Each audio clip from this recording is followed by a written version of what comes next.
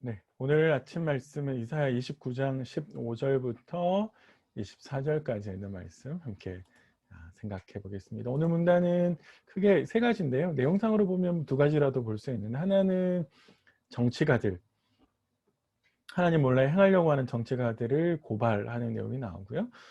이들에 대해서 하나님께서 응답하시고 그 응답의 하나로 야곱까지 구원하시는 내용이 이어집니다. 문단을 좀 자세히 들어가 보면 이것에 대해서 구체적으로 저희가 알 수 있을 것 같아요. 자세히 좀 들어가 볼까요? 첫 번째, 하나님께서 정치가들에 대해서, 정치가들의 특별히 오만한 모습에 대해서 고발을 하는데요. 우리 성경에 보시면 자기의 계획을 여호와께 깊이 숨기려 하는 자들이라고 이제 표현되어 있는데요. 요거는 이제 정치가들을 이야기하는 것이겠죠. 당시에 아수르로부터 벗어나기 위해서 이 정치가들이 했던 것은 주로 지난 시간에 애굽하고 연합하려고 하는 것을 생각했었는데 다른 비슷한 처지에 있는 나라들과 연합했습니다. 근데 이건 문제가 뭐냐면 이러한 것들을 공개적으로 하는 것이 아니라 혹은 하나님께 물으면서 하는 것이 아니라 하나님 몰래 추진했다라고 하는 것이고요. 선지자는 이러한 지점에 있어서 하나님께 묻지 않고 몰래 하려고 하는 행위가 불신앙이고 그래서 이것을 고발하는 거다라고 이야기를 합니다. 선지자가 사용하는 표현을 보시면 어두운 데서 혹은 죽음의 자리 이런 표현들을 쓰는데 사실 이거는 실패를 암시하는 말로 볼 수 있습니다. 어두운 데서라는 말은 이제 죽음의 자리라는 말이고요. 그래서 곧 실패를 암시하는 것이고 누가 우리를 보랴 누가 우리를 알랴 라는 말은 이건 시편에서 주로 행악자들이 하는 말로 등장을 하는데요. 결국 선지자가 정치가들이 악을 행하는 사람이다라고 폄하하는 것이라고 볼 수 있고 결국에 이들은 하나님보다 사람의 지혜를 더 우선시하면서 창조주 하나님보다 피조물의 능력을 신뢰하는 모습을 보이고 있는 것인데 선지자가 이러한 말들에 대해서 이런 행태에 대해서 토기장이의 비유를 통해서 비판하고 있습니다. 마치 그가 나를 듣지 아니하였다 그가 총명이 없다 이렇게 이야기하는 것과 마찬가지인데 마치 창조주의 능력을 부정하고 대신 자신을 창조주의 자리에 올려놓는 것과 같다라고 이제 비판하는 것이죠. 그래서 자신을 창조주의 자리에 올려놓는 하나님을 무시하는 그런 행위에 대해서 정치가들을 고발하고 있습니다. 저희가 잠시 살폈던 토기장의 배우는 여기 본문에 등장하는데요. 조금 이따 한번 읽어보시면 좋겠습니다. 그래서 하나님께서 그렇게 행하고 있는 정치가들에게 하나님의 창조의 능력을 보여주시겠다라고 이야기를 하는데요. 그 창조의 능력은 결국에 정치가들의 왜곡을 바로잡으시는 것이라고 볼 수 있습니다. 첫 번째는 창조 세계를 변혁시키겠다라고 이야기를 하시는데요. 살림을 가수원으로 바뀌고 가수원은 다시 살림으로 바꾸는 그러한 능력을 보여주는데 이러한 변화는 하나님의 능력을 보여주는 것이고요. 그런 것뿐만 아니라 영적인 갱신도 시키겠다라고 하나님께서 이야기하십니다. 죽음과 저주에 사로잡혀 있는 사람들을 축복의 자리로 옮기시겠다라고 이야기를 하시는데 그건 뭐냐면 막혔던 귀가 뚫려서 하나님의 말씀을 듣게 될 수 있는 이야기를 하는 거고요. 특별히 이제 책의 말이라고 하는 표현이 등장을 하는데 이것은 이사야가 선포한 내용들을 기록한 책이라고 볼 수 있고 그거는 이제 우리가 앞에서 문맥을 살펴보면 11절과 12절을 한번 보세요. 그거와 관련돼서 아마 표현한 것처럼 보입니다.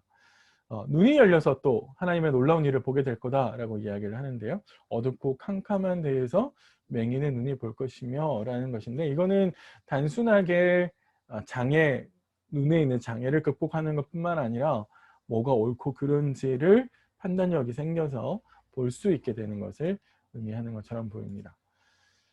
하나님께서 이렇게 변혁을 일으키실 때 그 변혁의 모습이 정치와 사회 영역 안에서는 어떻게 될 거냐라고 하는 것이 이제 이 다음 내용인데요. 겸손한 자와 가난한 자가 회복될 거다라고 이제 하나님께서 이야기하십니다. 이들은 누구냐면 하나님 말고는 도움을 받을 수 있는 사람이 없는 사람들. 그러나 강자에게 굉장히 억압받지만은 신앙에 신실한 사람들이고요. 이들이 하나님께서 회복시키셔서 하나님의 역사로 기쁨을 누리며 즐거워하게 될 거다. 이들의 성실함이 인정을 받게 될 거다라고 이제 말씀을 하십니다. 반대로 하나님이 이들을 회복시키셨을 때 강포한 자와 오만한 자는 심판하시겠죠.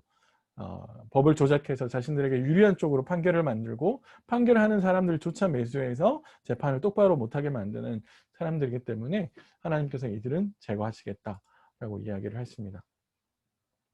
네. 그래서 하나님께서 결국에 선순환 구조를 만들게 되셔서 정치, 사회 분야에서도 회복이 일어나게 될 거다라고 하는 것이 선지자가 이야기하는 것이고요. 마지막 22절부터 24절은 이러한 변혁이 나라 전체로 나갈 뿐만 아니라 민족의 전체까지 나갈 거다라고 확대 이야기하고 있습니다. 야곱이라고 하는 말을 등장을 하는데요. 이거는 하나님, 구원하시는 하나님과 구원의 대상자 사이의 관계를 이렇게 표현하는 말인데, 이렇게 표현하죠. 아브라함을 구속하신 여호와. 이 표현은 굉장히 드문 표현이고, 여기에서 이제 오늘 본문 이후에 이사야에서 조금씩 등장하는 표현인데요. 아마도 창세기 12장 10절부터 20절 그리고 20장에 아브라함의 애굽왕 바로나 그릴 왕 아비멜렉에게 의해서 구원받은 사건들이 있는데, 하나님께서 이 구원해 주신 사건을 통해서 더 나아가서 야곱을 구속해 주실 것에 대한 예표로서 아브라함의 구속을 이용하시는 것 같고요. 야곱이라는 말에 등장을 하는데, 야곱이라는 말을 쓸 때는 이스라엘 전체가 한 사람으로부터 나와서 혈연적으로 동질감이 있고 일치감이 있다라고 하는 것을 표현하는 말입니다. 그러니까 유다 백성들에게 이야기하고 있지만 회복은 북이스라엘 백성들도 같이 포함될 거다라고 이야기하는 것이고요. 어떤 식의 내용들이 이루어질 거냐면 하나님의 말씀에 순종하지 않았던 백성들인데 그분의 이름을 거룩하게 한다. 곧 여호와께 순종하는 백성이 될 것이다 라고 선언하고 있습니다. 이런 변화들이 이제 일어나게 될 거다라고 이제 이야기하는 것이죠.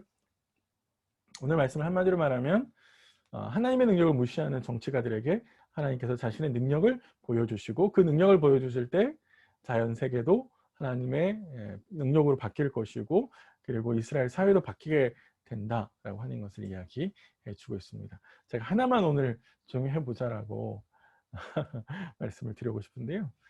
우리에게 기억해야 될 하나님 몰래 할 수 있는 일은 없다라고 하는 겁니다. 근데 우리도 유다의 정치가들처럼 자꾸만 하나님 몰래, 사실 우리는 하나님 몰래라고 생각하기보다는 이 분야에 있어서 어떤 일을 하는 데서 하나님에 대한 생각과 그분이 우리에게 원하시는 뜻을 묻지 않는 모습들이 점점점 많아지고 있는 거거든요. 하나님은 그저 주일날 예배 시간에만 뵙는 분, 내 일상의 어떤 사건이나 문제나 누군가의 관계나 어떤 결정하고 판단하는 문제에 있어서 하나님의 뜻과 하나님의 능력을 구하는 모습들은 없는, 그래서 점점점 이게 분리되고 있는 것, 그게 곧 이제 정치를 했던 사람들의 모습과 똑같거든요. 오늘 우리의 모습이 혹시 그런 거 아닌가? 내가 자꾸만 하나님께 묻지 않고 내 능력과 내 판단대로만 하려고 하는 일이 점점점 많아지고 있는 건 아닐까? 어떤 게 그러고 있는 걸까? 한번 생각해 보시고요. 또 점검해 보시는 하루가 되셨으면 좋겠습니다.